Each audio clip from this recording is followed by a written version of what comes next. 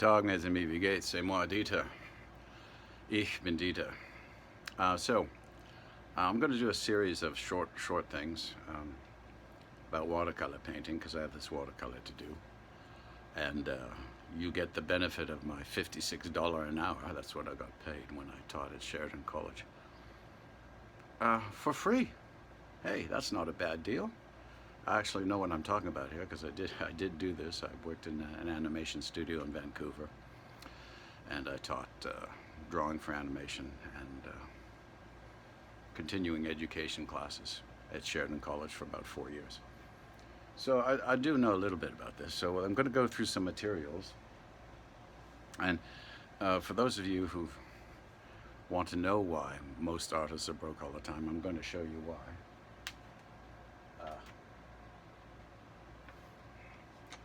I only use good quality stuff. So right here, okay, that's about a dozen brushes. These are my watercolor brushes. Most of them are all sable, which is the best material. This one, which is one of my favorites, is $250. So this is over $1,000. I just showed you over $1,000 of brushes. Now, obviously, if you take care of a good sable brush, it will last a lifetime. So obviously, you don't want to be buying a $250 brush after every painting you do. So, little story about sable. Sable is a wild kind of mink. The best sable comes from Siberia. Now, this is a Spanish brush maker. I forget their name, Escoda or something like that. And they're in Spain, and they make very fine brushes. And they wanted to raise their own sable. Now, for all you veganites and people that think people are cruel, well, you know, living things live off living things. Now, I'm not sure if they kill the sables. I don't know if they have to. From what I understand, they use the tail fur, so they probably just have to shave them. I'm guessing. I don't know. You'd have to actually ask them. But the Spanish imported all these sables from Siberia, and it didn't work because the fur that's used for the brushes come from their winter coat. So the sables have to be exposed to cold enough conditions where they get their winter coat. So it's a big dismal failure, and the Spanish learned their lesson. So the Spanish have to, I suppose you could raise sable here in Canada because it's cold enough too. But the best sable for brushes comes from Siberia, which is in Russia. Yeah. So just so you know, there. Now, how you keep your brush, you rinse it out thoroughly, and how you keep your brush in perfect condition forever is after you're finished, you dip it in water, and I usually use an olive oil soap bar, and then you give it a good coating of soap. Ivory will work, any kind of bar soap will work, and then you bring it to a nice point and you let it dry, standing up, and it's ready for the next time. It'll get a nice little thin crust of soap on it, which will keep it clean. I like to use olive oil soap because it has olive oil in it, which I think is good for the fur. And then next time you go to use it, you just have to rinse the soap off, and you're good to go. So,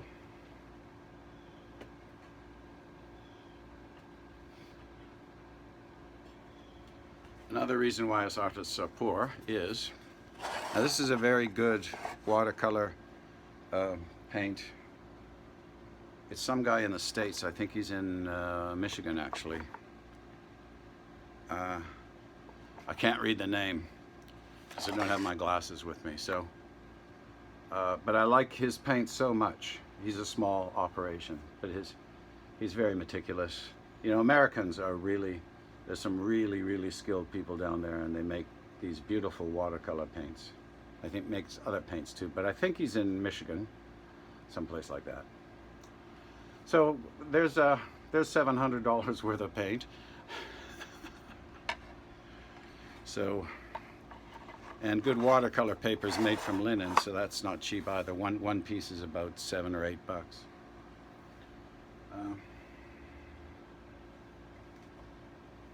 So I got my palette here. My palette. And we're about to attack.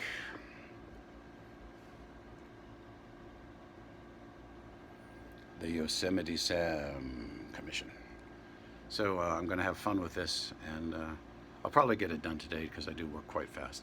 And so the first tip I'm going to give you is there's a general rule when you paint. You go from light to dark and general to specific.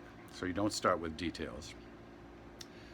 The only rule I break is when I do a background which has sky in it.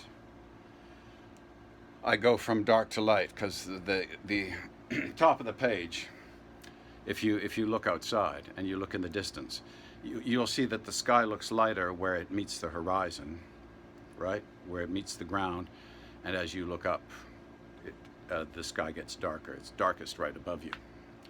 So that's the only time I break that general rule. And then I do the ground.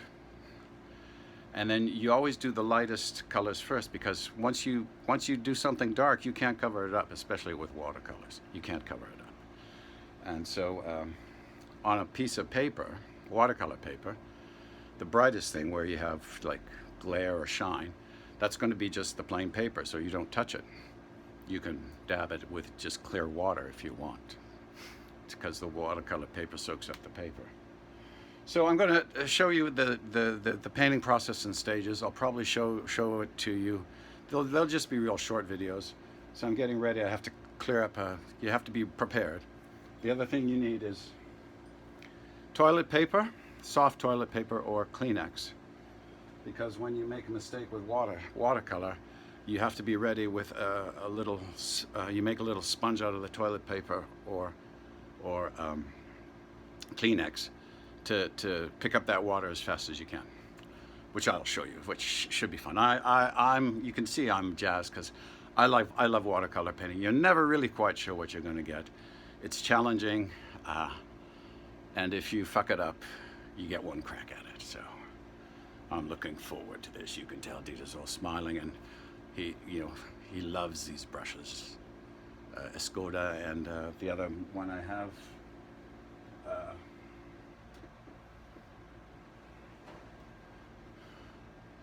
I think this is the well-known English company, but they do a nice sable brush as well, and they're not cheap either.